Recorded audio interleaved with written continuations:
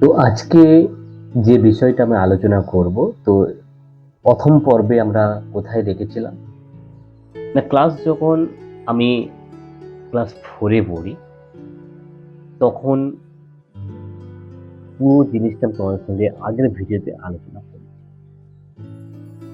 তারপর যখন আমি ক্লাস 4 থেকে যখন আমি ক্লাস 5 এ উঠলাম, ওঠার পর তখন আমাদের সত্যি আমাদের মানে পরিস্থিতি প্রচুর প্রবলেম ছিল।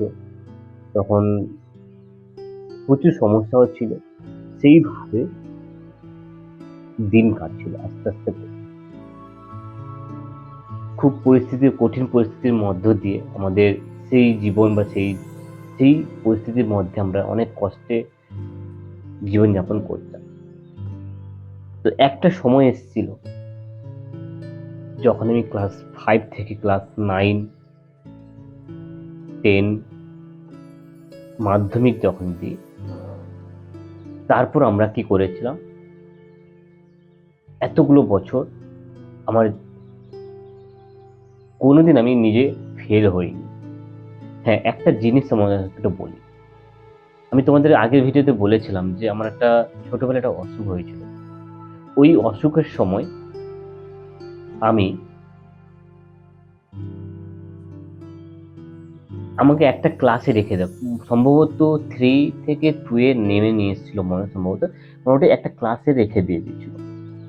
সেই জাস্ট আমার রেখে দেওয়া। কিন্তু ছোটবেলা থেকে যখন আমি ক্লাস গ্র্যাজুয়েশন মধ্যে পাস করি, তো কোনোদিন আমি ফেল করিনি। তো এইটা একটা বিষয় রয়েছে। তারপর পরিস্থিতি সবাই মা-বাবার থেকে যখন থাকতাম, সবাই ভালোবাসতো, সবাই আস্তে, আস্তে করে ধীরে, ধীরে বড় হওয়ার সেই জীবন চলে এলাম কোথায়? ক্লাস 10। মাধ্যমিকে তখন আমি 2nd ডিভিশনে পাস করি। মানে তখনকার সময় 2008 সালের কথা বলি। 2008 সাল। আর 2000 কি চলছে? 24 চলছে। যখন আমি মাধ্যমিক পাস করেছিলাম তখন 2008 সাল ছিল।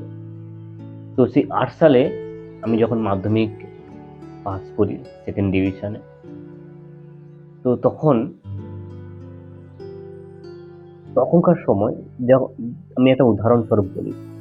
এখন কোনো একটা স্টুডেন্ট যদি কোনো একটা মাধ্যমিক দিক বা উচ্চ মাধ্যমিক দিক, তখন তাদের বাড়ির গার্জেন বা কোনো টিচার তাদেরকে একটা ভালো মানে একটা এই লাইনে গেলে ভালো হবে।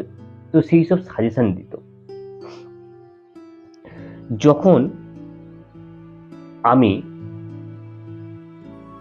2008 সালে যখন আমি মাধ্যমিক পাস করি, তখন আমাদের এরকম বোঝানোর মতন কেউ ছিল না যে, "তুই এই কোর্স এই স্ট্রিমটা নিয়ে পড়, দিলে ভালো পরবর্তীকালে ভালো জিনিস নিয়ে একটা ভালো জায়গায় দাঁড়াতে পারবে বা ভালো জায়গায় একটা কিছু করতে পারবে।" তো তখনকার কি হয়েছিল? মানে আগেকার মানুষ তো মানে বলত যে, "ঠিক আছে গ্র্যাজুয়েশন কমপ্লিট করে মাধ্যমিক কমপ্লিট করে এইচএস করে গ্র্যাজুয়েশন কমপ্লিট করবি, এমএ করবি, এইসব বিএড কমপ্লিট করবি।" তো এই জিনিসগুলো মানে যারা করে এসছে সেরকম পড়াশোনা। কিন্তু এটা জানতো না যে মানে সময়ের সঙ্গে, সঙ্গে নিজেকে যে পরিবর্তন করতে হয় বা নিজেকে একটা জায়গায় স্ট্যাবলিশ করতে হয় সেই জিনিসটাকে মানে কেউ দিত না। তো তখন আমি 11-12 এ ভর্তি হই। হ্যাঁ, আরেকটা কথা বলি।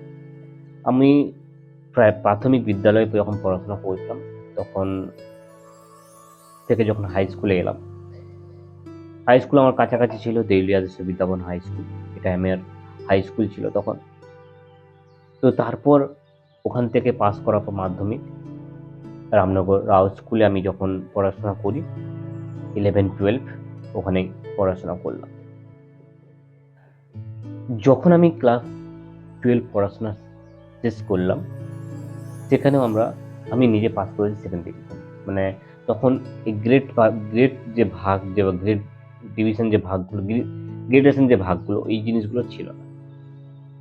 হোক, তো তারপর কি করলাম? চলে গেলাম কলেজে। মানে এইচএস পাস করে তখন আমি একটা জায়গায় ভর্তি হই। যখন 2010 সালে আমি যখন এইচএস পাস করলাম। তো তারপর একটা সাল আমি গ্যাপ দিয়েছিলাম। মানে 2010 থেকে 11 একটা গ্যাপ দিয়েছে। তখন বাড়িতে মামা দাদু বলল যে, "ঠিক আছে, তুই যখন একটা গ্যাপ দিয়েছিস তাহলে একটা কাজ কর, কম্পিউটার একটা কোর্স করে নে। তো ওখান থেকে তুই তোর নিজের পজিশনে পৌঁছে যাবি বা কোনো কিছু না কিছু করে কিছু করতে পারবি কম্পিউটার।" তখন সত্যি কথা বলতে তখন এত এক্সপেরিয়েন্স ছিল না কম্পিউটার প্রতি বা এত নলেজ ছিল না। বা এত মানে বলার মতো কেউ ছিল না। এটা একটা জিনিস তোমাদের সঙ্গে শেয়ার করার চেষ্টা করলাম।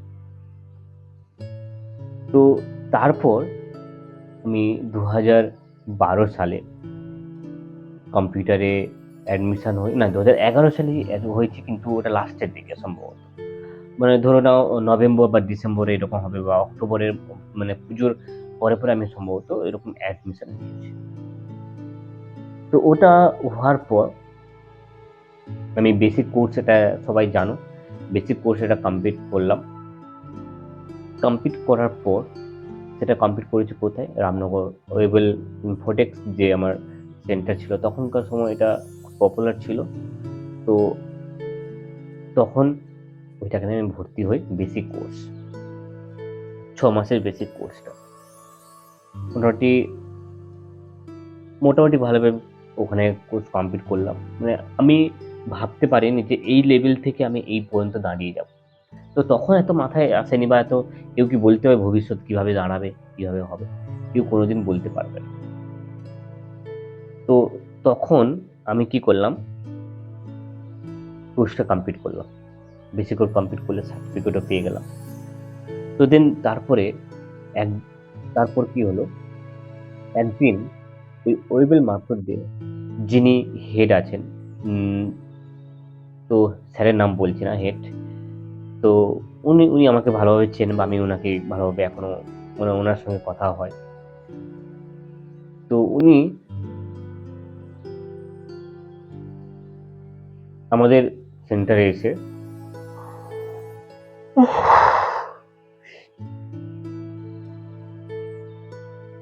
আমাদের সেন্টারে এসে একটা অপরচুনিটি দেয়।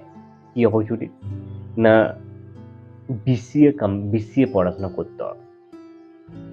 তখন আমি ওই বিসিএটা কমপ্লিট মানে বিসিএ যখন আমি অ্যাডমিশন নিই, কোথায়? না, কনটাইতে। তখন ছিল পাঞ্জাব টেকনিক্যাল ইউনিভার্সিটি। উনার যে সংস্থার নাম ছিল পাঞ্জাব টেকনিক্যাল ইউনিভার্সিটি। ওই ইউনিভার্সিটিতে আমি যখন মানে পড়াশোনা করি বা পড়াশোনা করলাম প্রায় ৮ মাস আমি ওখানে পড়াশোনা করেছি। কিন্তু একটা সমস্যা হয়ে গেছিল সেই সময়। আমি সেমিস্টার কমপ্লিট করতে পারিনি। মানে এইটাই আমার সবথেকে আ কাল হয়ে দাঁড়িয়ে গেছে। যে যদি আমি সেটা কষ্ট-মষ্ট করে একটু যদি করে নিতে পারতাম, তাহলে আজ আমাকে এই পজিশনে আসতে হতো না বা আজকে এই পজিশনে দাঁড়াতে হতো না। তো খুব ভালো পজিশন, আরো বেটার কোয়ালিটি জায়গা বা ভালো বেটার কোয়ালিটি জায়গায় আমি পৌঁছে যেতাম আরো। তো চলো, কোনো অসুবিধা নেই। তো বিসিএ পড়তে আমি ৮ মাস পর আমি ছেড়ে দিই। তখন বাড়ির সবাই বকা বলল। আমি যেখানে পড়াশোনা করেছিলাম পিটুতে, ওখানকার সমস্ত স্যার ও মানে ২-৩ জন স্যার এসেছিলেন বাড়িতে যে, "কেন অনুপম তুমি বন্ধ করছো? এই জিনিসটা কোনো মানে ভালো জিনিস, তুমি লেভেলটা কোনো করো না।" তো তখন আমি বললাম, "স্যার, আমি আ কিছুতেই মানে সেমিস্টার কমপ্লিট করতে পারছি না।" "ঠিক আছে, আমরা দেখে নেব, কোনো অসুবিধা নেই।" আমার আমার আমার একটা জিনিস ছিল যে খুব খারাপ লাগতো। মানে আমি একটা জিনিস যদি না পারতাম, যদি আমাকে কেউ সবার সামনে অপমান করত, তো সেই জিনিসটা আমি করে দেখাবো। তো এটা আমি খুব মানে কম্পিটিটিভ আমার মধ্যে থাকতো। আমার মধ্যে একটা জিনিস আছে, মানে মান-সম্মান, মানে প্রচন্ড যদি আমার মধ্যে মান-সম্মান কেউ দিয়ে দেয় না, সে যেকোনো ব্যক্তি হতে পারে না কেন, যেকোনো ব্যক্তি। অ্যাজ এ স্টুডেন্ট হতে পারে, অ্যাজ এ বাড়ির গার্ডিয়ান হতে পারে বা অ্যাজ এ ফ্রেন্ড সার্কেল হতে পারে। বা নিজের কেউ কাছের বন্ধু হতে পারে না। কেউ যদি আমার মনকে আঘাত দেবে, তো আমি তাকে কোনোদিন আমি ক্ষমা করতে পারব, কারণ ওর সঙ্গে কথা বলতে আমার ভালো লাগবে না। তো ঐরকম জিনিসটা মানে আমি বলতে চাইছি না। আমার ওই ইনস্টিটিউটের সম্বন্ধে আমার খুব ভালো। সবাই স্যার, ম্যাম, আমার বন্ধু-বান্ধব সবাই ভালো। কিন্তু কিন্তু এখানে একটা জিনিস আমি তোমাদেরকে বলবো, নেক্সট এপিসোডে বা নেক্সট পর্বতে বলবো।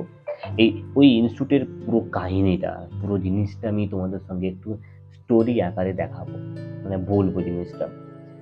তো মানে কাহিনী বলতে পুরো জিনিসটা আমি যে ইনস্টিটিউটে কি কি কাজ করেছি বা কি ধরনের পড়াশোনা করতাম, কি জিনিসটা, সমস্ত ডিটেলস আমি ওখানে পরের নেক্সট পর্বতে আমি আলোচনা করব। কিন্তু কি হলো, তারপর আমি পিটুই ছাড়লাম, মানে পাঞ্জাব টেকনিক্যাল ইউনিভার্সিটিতে আমি যখন পড়াশোনা করছিলাম তখন ওটা ছাড়লাম। ছাড়ার পর প্রায় ১ মাস আমি কিচ্ছু করিনি, কিচ্ছু না। টোটালি স্টপ ছিলাম, টোটালি স্টপ। চলো, ভিডিওটা আমরা এখানে শেষ করলাম। এরপরে আরো অনেক স্টোরি রয়েছে, অনেক বড় স্টোরি রয়েছে। পরের ভিডিওটা মানে এপিসোডে আনবো। চলো শেষ করি আজকে এই এপিসোড বা স্টোরি। দেখা হচ্ছে নতুন একটা স্টোরি নিয়ে। ততক্ষণে সবাই তোমরা ভালো থাকবে, সুস্থ থাকবে। আর আমি যেটা বলি আমার সঙ্গে থাকবে। তো চলো আজকে আসি, তোমরা সবাই বলো আমার সঙ্গে রাধে রাধে। আসি তাহলে, গুড নাইট।